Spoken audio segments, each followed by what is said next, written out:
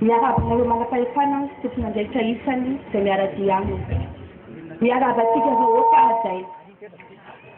Faly, tena faly tokoa izahay vahoaka ny Bongolava mandray anao eto amin'ity faritra malalana ity. Faly, ary tena faly tokoa izahay avy ato amin'ny komity fandany an'Neny ny KMLR hiady ho anao Neny. Tsotra ny anay eto Bongolava dia i Neny no safidinay.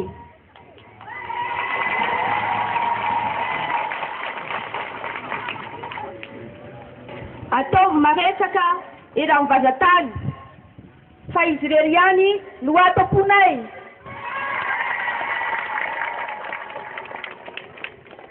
Izy tokana ihany no mahady avolana ny sainay. Efa taona tokoa mantsy izao no niandrasanay ny iverenany. Niandrasanay ny iverenany fiainana milamina sy mirindra amin'ity Madagasikara malalatiky ity. Efa taona no niandrasanay ny iverenany dada sy neny.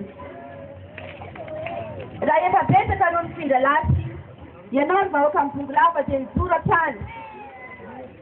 Raha efa maro no nihitany ony, ianao ny vahoaka ny Bongolava dia mbola nanantena ihany. Raha efa nisy maro no nanao ny eny, ianao irery no nanao ny ty.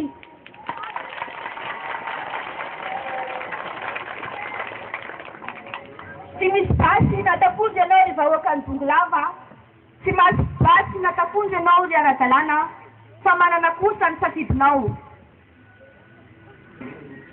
Nijoroa fa vahoaka tompon'andraikitra amin'ny firenena ianao, manana zo sy ny andraikitrao. Ambarao ny any fireany, ankalazao any ambalanirany, antony any abelibaka. Ataovy ireny mivoatra Bongolava fa miposaka ny masoandrinao. Tonga eto amintsika Neny ary tsy ho ela intsony idady.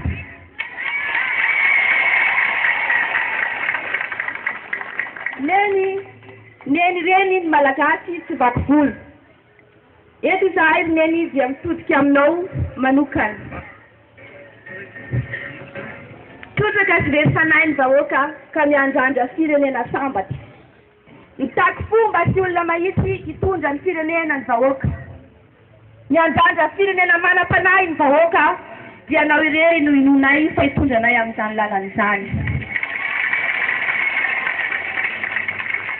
Ka noho izany dia indreto izahay eto Bongolava ho miaramila ny fandresenao. Ka hoy izahay hoe aleo avy zay ho avy fa ny anay dia fahita fa premier tour sy vita. Ombanao Andriamanitra ho ela velona ne Madagasikara afaka.